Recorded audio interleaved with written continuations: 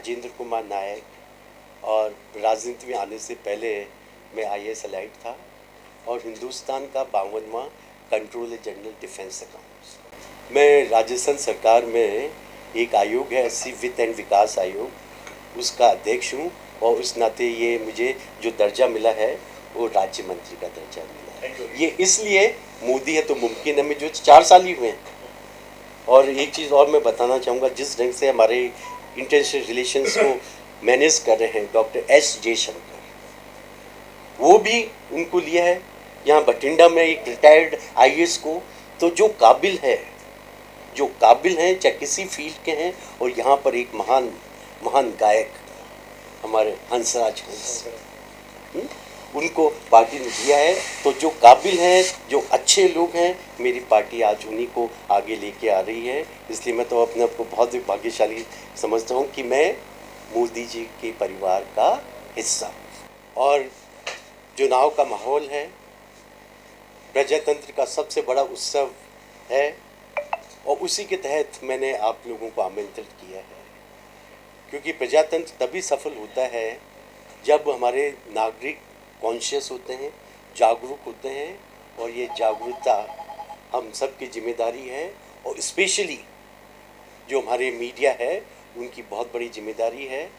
तो आपके माध्यम से क्यों आप हर एक चीज़ को बारीकी से देख रहे हैं, जो पार्टियां यहाँ पर हैं, जो उम्मीदवार हैं, उन आपकी नज़रें में सब देख रहे हैं, आपका कैमरा उनको देख रहा है, आपका जो प्रिंट मीडिया देख रहा है। तो हिंदुस्तान, पूरा विश्व की नज़र आज हिंदुस्तान के चुनाव पर है। और जिस ढंग से मैं अगर आपको करीबन 10 साल पहले ले चलूँ, हिंदुस्तान की जो हालत थी, भ्रष्टाचार, जो भ्रष्टाचार करेगा वो कोई देश विकास कर सकता है? उसके कारण जाने कितने लोगों को परेशानी हो रही थी, हर वर्ग को परेशानी हो रही थी। लेकिन मोदी जी ने, भारतीय जनता पार्टी की जब सरकार बनी तो सभी वर्गों को, क्योंकि जब सभी का साथ होगा, सभी का विकास होगा, तभी तो ये देश आगे बढ़ेगा।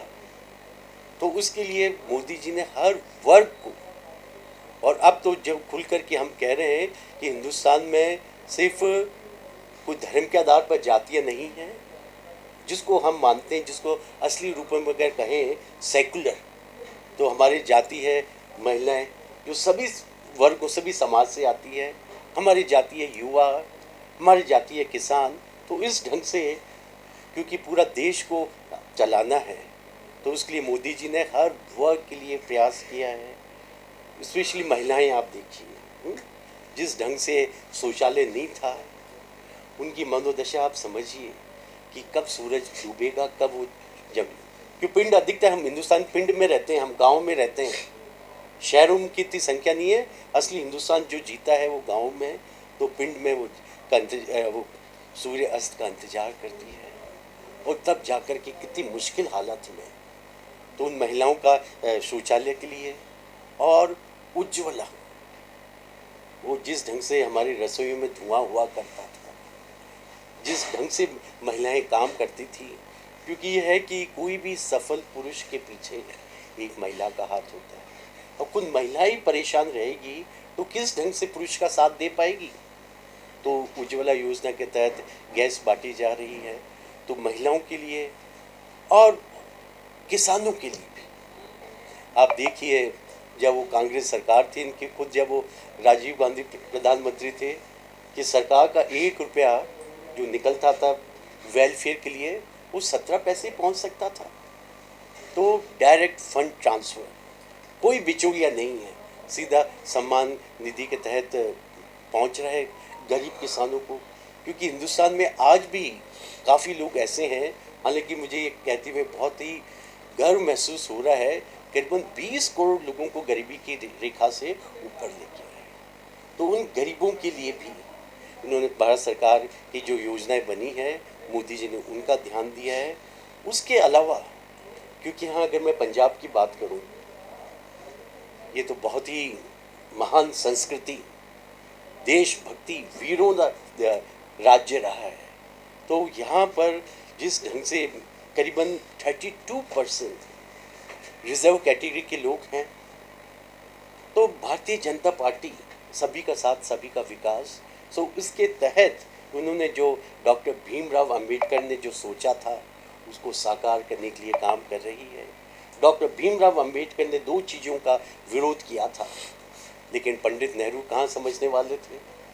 एक जो विरोध किया था कि एक अलग से संविधान कश्मीर को देना, अरे हिंदुस्तान है, अगर आप अलग से देंगे तो सबको देंगे।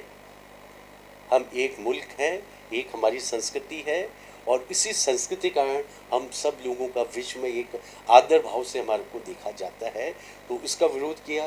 दूसरा एक विरोध किया था तिब्बत का।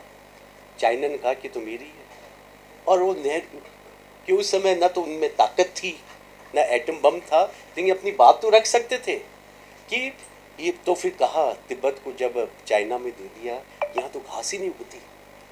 अरे विश्व का पूरा इतिहास उठा के देख लीजिए, किसी राजा ने अपनी ज़मीन अपने दुश्मन को इसलिए नहीं दी कि यहाँ घास नहीं उगती। तो ऐसी कई चीज़ें थी जिसको इन्होंने डॉक्टर भीमराव अंबेडकर जो सोचा था, मोदी जी ने आज पूरा कर रहे हैं, और जो अखंड भारत हमारा सपना है। अब कश्मीर कोई डिवाइडेड कश्मीर थोड़ी है, आधा वो जबरदस्ती पाकिस्तान ऑक्यूपाइड कश्मीर, वो भी हमारी भारत माता का हिस्सा है। और हमारी पार्टी जिस ढंग से अखंड भारत के लिए कह रही है, तो एक दिन वो भी दूर नहीं होगा जब हमारा आधा जो कश्मीर है वो भी हिंदुस्तान में रहेगा। अभी आप डॉक्टर भीमराव अम्बेडकर की बात कर रहे हैं, तो विरोधी जो है वो यह बात उठा रहे हैं कि अगर 400 पार हो जाता तो आपके पास शक्ति आ जाएगी संविधान बदलने की, आप सबसे पहले संविधान बदलें। आपने बहुत बहुत अच्छा प्रश्न पूछा। I am really very happy that you raise this question. देखिए, हमारी पार्टी की नीतियाँ हम बनाएंगे या कांग्रेस बनाएगी? कहाँ से सपने आ रहे हैं इनको? हमारे तो मोदी जी ने साफ कहा है कि जब तक मेरे जान में जान है, आरक्षण को आंच नहीं आने दूंगा। ये कौन होते हैं? क्या वो सुपर है हमसे? मोदी जी क्या उनके नीचे काम करते हैं? इस प्रकार की अफवाहें फैलाना सरासर गलत है। और दलित समाज में, क्योंकि सबका साथ सबका विकास ये पार्टी का सिद्धांत है, तो मोदी जी ने जो डॉक्टर भीमराव अंबेडकर, जिसको पूरा विश्व सिंबल ऑफ नॉलेज के नाम से जानता है, शिकागो कोलंबो यूनिवर्सिटी ने उनको ये टाइटल दिया। कई लोग थे कि भाई हमारे यहाँ से कौन पढ़े, ज़्यादा विद्वान थे जो इसे यहाँ पर इस यूनिवर्सिटी में पढ़े। 1000 लोगों का सिलेक्शन किया, उसमें हमारे हिंदुस्तानी डॉक्टर भीमराव अंबेडकर का था। फिर और शॉर्टलिस्ट किया 100 लोग, 100 में भी वो थे। फिर आखिरी में 10 लोग किए, उसमें भी डॉक्टर भीमराव अंबेडकर थे। फिर आखिरी में सर्वसम्मति से कहा कि हमारा जो सबसे बेस्ट स्टूडेंट है वो डॉक्टर भीमराव अंबेडकर। तो उनसे जीवन से संबंधित जो भी है, जहाँ इनका जन्म हुआ, जहाँ उनकी कर्मभूमि है, जहाँ उनकी अंतिम संस्कार किया गया, तो इनको पंच तीर्थ के नाम से आज हिंदुस्तान की जो विश्व में जो साख है, मोदी जी तो है, जो पूरा विश्व उनका दीवाना हो रहा है, लेकिन एक जिसके कारण हम लोगों की साख है वो है प्रजातंत्र। जिस ढंग से उन्होंने कॉन्स्टिट्यूशन लिखा है उस लेवल का तो अनपैरेलल। तो जब संविधान लिखा गया, हमारा प्रजातंत्र से हम लोग जब विदेश में जाते हैं तो हमारी इज्जत बढ़ती है कि ये प्रजातांत्रिक देश से हैं, ये डिक्टेटर देश से नहीं आए हैं। तो उस प्रजातंत्र में जो कॉन्स्टिट्यूशन लिखा गया, तो यही मोदी जी हैं, ये भारतीय जनता पार्टी है। तो उन्होंने कहा कि जिस दिन हमारा संविधान बन के तैयार हुआ उसको संविधान दिवस घोषित किया है। और उधर से दूसरे कांग्रेस जी कहती है, क्या वो हमें ऑर्डर देती है कि आरक्षण खत्म कर देंगे? इसमें कोई सच्चाई नहीं है। और ये तो न झूठे वादे, झूठे अफवाहें फैलाने वाली पार्टी है। पब्लिक को सबको पता है कि क्या इनकी सच्चाई है। सर, किसानों को क्यों संतुष्ट नहीं करा सके? आपका विरोध जारी है, उसका क्या कारण है? मीटिंग भी हुई है, आपके मंत्री की मीटिंग हुई है, कारण क्या है, क्यों नहीं संतुष्ट करा सके? देखो, कई समस्याएं होती हैं, और ये तो हिंदुस्तान की खूबी है कि किसी को भी अपनी बात रखने का हक सभी को है। किसानों को भी है, मजदूरों को भी है, स्टूडेंट्स को भी है, और डॉक्टर्स, वकील सबको है। तो कुछ चीज़ें जब बनाई गई थी, ये किसान के जो बिल बनाए गए थे उसमें कुछ चर्चा हुई, लेकिन जब देखा क्योंकि कई चीज़ें ऐसी होती है जो हमें भावनाओं को भी देखना पड़ता है, न केवल बिकॉज हमेशा आदमी दिमाग से काम नहीं करता, दिल से काम करता है, भावनाओं से काम करता है, भावनाओं में बह जाता है। जब मोदी जी को पता कि किसानों की इस प्रकार से भावनाएं हर्ट हो रही है, तो मोदी जी ने आकर के माफ़ी मांगी। मोदी जी को आप देखिए, किसी काम के लिए कभी माफ़ी नहीं मांगी। सिर्फ 2 बार, जहाँ तक मुझे याद है, माउंट आबू में गए थे, 10 बजे के बाद में प्रचार नहीं हो सकता था, तो वहाँ पर सबके सामने माउंट आबू में माफ़ी मांगी कि मैं लेट हो गया, अगली बार मैं आऊँगा, और अब किसानों से माफ़ी मांगी। कल दिल्ली के मुख्यमंत्री बठिंडा में प्रेस कॉन्फ्रेंस करते हैं और कहते हैं कि अमित शाह लुधियाना में आए और उन्होंने कहा है कि 4 तारीख के बाद पंजाब में सरकार जो है गिरा दी जाएगी। इस बोझ को धमकी बताने की धमकी दी गई है। देखिए, कई बार शब्दों को तोड़ मोड़ के पेश किया जाता है। दोनों मुख्यमंत्री प्रेस कॉन्फ्रेंस कर रहे हैं इस मसले में। मैं इसी पर आ रहा हूँ। आप बहुत अच्छे प्रश्न पूछ रहे हैं, आई रियली अप्रिशिएट यू। तो ये देखिए कि आज अगर विश्व का सबसे लोकप्रिय नेता है, कौन है? मोदी जी। तो ये तो एक लहर चल रही है मोदी जी की।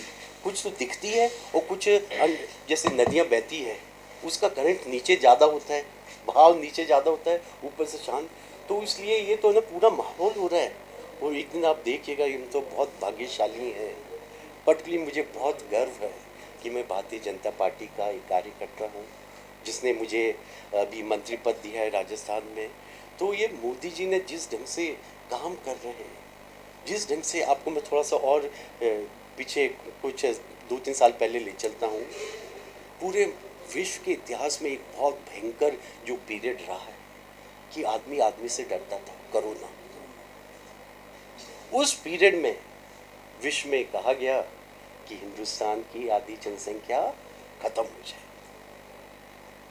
लेकिन उनको विश्व को पता नहीं था ये जो नेतृत्व है, हिंदुस्तान का नेतृत्व है, वो उस महान पुरुष, युग पुरुष, सिद्ध पुरुष मोदी जी के पास में था।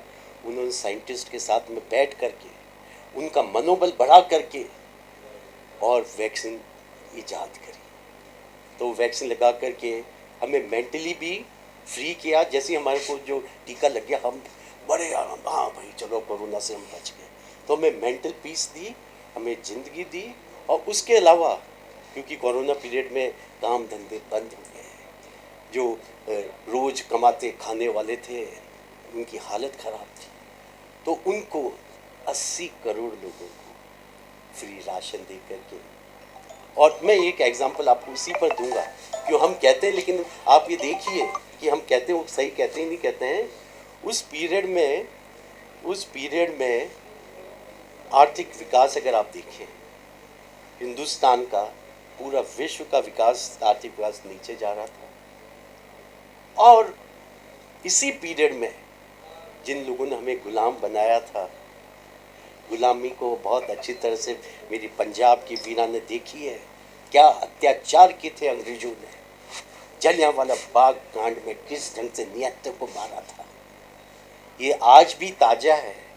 तो उन्हीं अंग्रेजों को जो पहले 5वीं पायदान पर थे अर्थव्यवस्था में, उन्हीं को पछाड़ करके आज विश्व में हिंदुस्तान 5वीं सबसे बड़ी अर्थव्यवस्था बन गया। ये इस बात का प्रतीक है। अगर ये भ्रष्ट होते, हम भ्रष्ट होते, तो क्या आर्थिक विकास होता है? तो ये बहुत बड़ी बात है। हमारा भ्रष्टाचार के विरुद्ध में संघर्ष है और हमारे पर एक भी लांछन नहीं लगा है।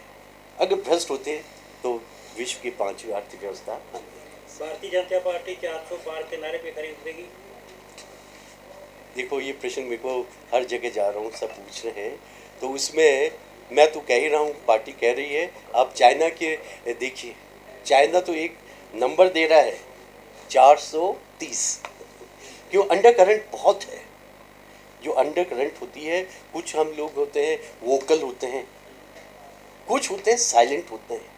तो साइलेंट बाकी लोगों के दिल में है कि जिस ढंग से देश का विकास हो रहा है, और मुझे पूरा विश्वास है पंजाब भी इसी लय में आ रहा है। और जो सबसे श्रेष्ठ जो है, पूरा विश्व जो मानता है कि जो सबसे बड़ा अच्छा नेता है, तो उसी नेता हमारे प्रधानमंत्री मोदी जी का पूरा हाथ आप मजबूत करके, न केवल हिंदुस्तान का, हमारा पंजाब का विकास में भी आप लोग भागीदार बनें।